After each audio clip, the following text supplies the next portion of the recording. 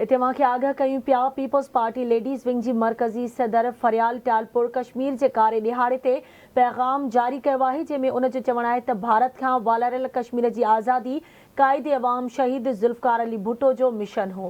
कायदे अवाम जे मिशन खे बिलावल भुट्टो ज़रदारी पुॼाणी ते पहुचाईंदो। भारत 76 वरियनि खां वालारियल कश्मीर में ज़ुल्म ऐं ॾाढ जा सभु तरीक़ा आज़माए ॾिसी वरिता।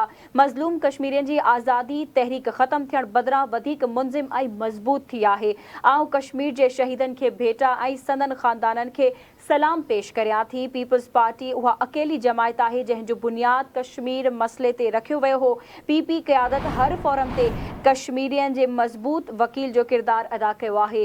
ब्रेकिंग न्यूज़ अवां सां शेयर करे रहिया आहियूं।